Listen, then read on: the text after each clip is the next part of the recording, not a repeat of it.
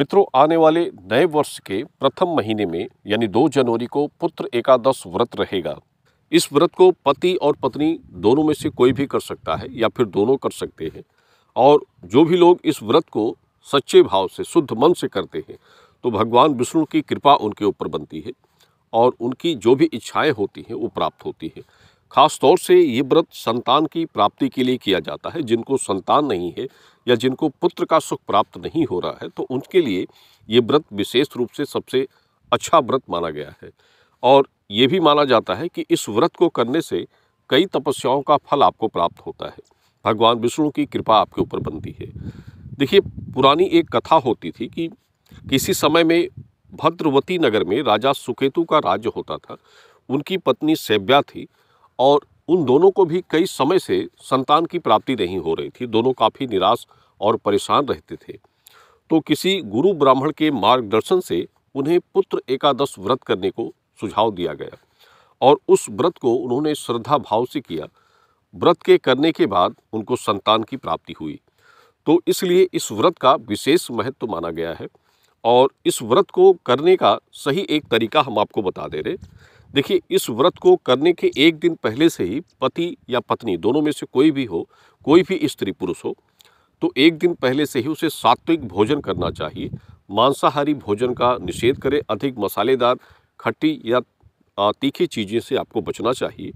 एक दिन पहले से ये चीज़ों का आपको ध्यान रखना चाहिए और अगले दिन आपको सुबह स्नान करें, जल्दी उठें, सूर्य उदय के साथ ही आपको उठना चाहिए और उसके बाद पीले फूल, तुलसी दल और पंचमृत अर्पित करके भगवान विष्णु के सामने इसका भोग लगाएं और धूप दीप जलाकर भगवान विष्णु की पूजा करें।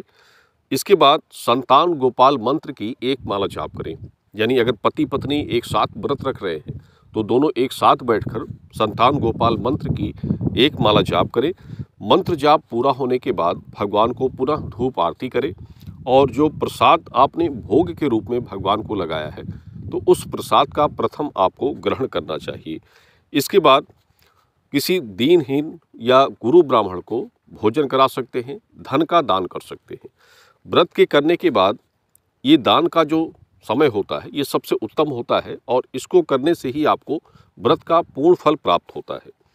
तो इस प्रकार ये भगवान विष्णु की पूजा आप कर सकते हैं। कोई बहुत बड़ा इसमें अनुष्ठान करने की आवश्यकता नहीं होती है, लेकिन आपका भाव अच्छा होना चाहिए, मन विचार शुद्ध होना चाहिए। तो इस प्रकार ये व्रत आप कर सकते हैं। इसमें कुछ लोग निर्जला भी रख सकते हैं, यानी बिना जल के व्रत रख सकते हैं, या फिर जल रहित भी आप व्रत कर सकते हैं। फलाहार करके व्रत आप रख सकते हैं। जो व्रत में खाने वाली चीज़ें होती हैं उनका सेवन करके भी आप व्रत रख सकते हैं।